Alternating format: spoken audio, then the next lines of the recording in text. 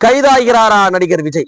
அவசரமாக நீதிபதியை சந்தித்த தாவேகா முக்கிய நிர்வாகி நாளை விசாரணைக்கு வரும் முக்கிய வழக்கு. பேரன்பிற்குரிய தொப்புள் தமிழ் உறவுகளுக்கு வணக்கம். நான் உங்க மயிலாமூர் கருத்து.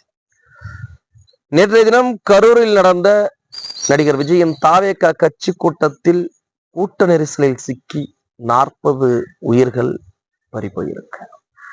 சுமார் 50க்கும் மேற்பட்டவர்கள் தீவிர சிகிச்சை பிரிவுல மருத்துவமனையில இன்னமும் சிகிச்சையில இருந்துட்டு வராங்க. நாட்டையே உலக்கிய இந்த பெரும் துயர சம்பவ பின்னணி குறித்து விசாரணை நடந்துகிட்டு இருக்கு. அரசு ஒரு நபர் கமிஷனை அறிவிச்சிருக்கிறாங்க. இந்த சூழ்நிலையில சமூக வலைதளங்கள்ல நடிகர் விஜய் எந்நேரமும் கைது செய்யப்படலாம் என்கின்ற விவாதம் நடந்துகிட்டு இருக்கு. ஆந்திராவில புஷ்பா 2 திரைப்பட வெளியீடின் போது ஒரு பெண்ணினுடைய உயிர் கூட்ட நெரிசலில் சிக்கி பறிபோனதன் காரணமாக அந்த திரைப்படத்தினுடைய நாயகர் அல்லு அர்ஜுன் கைது செய்யப்பட்டதை போல நடிகர் விஜயும் கைது செய்யப்படலாம் என்கின்ற ஒரு செய்தி ரக்க கட்டி பறந்துகிட்டு இருக்கு.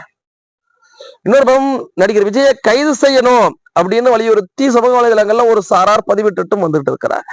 இந்த மாதிரியான சூழ்நிலையில தமிழக அரசும் தாவேகாவை சேர்ந்த 4 பேர் மீது வழக்கு பதிவு செய்திருக்கிறாங்க. புஷி அனந்த், டி நிர்மல்குமார் மற்றும் கரூர் மாவட்ட செயலர் உள்ளிட்ட 4 பேர் மீது பிணையில் வர முடியாத பிரிவுகள்ல வழக்கம் பதிவு செய்திருக்கிறாங்க. இந்த வேளையில இன்று மதியம் தாவேகாவுடைய துறை பொதுச் செயலர் நிர்மல்குமார் அவர் மீதும் வழக்கு பதியப்பட்டிருக்கு.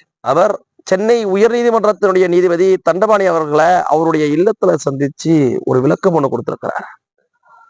இந்த கூட்ட நெரிசலுக்கு காரணம் அரசின் சரியான நிர்வாக இன்மை, மின்சார துண்டிப்பு,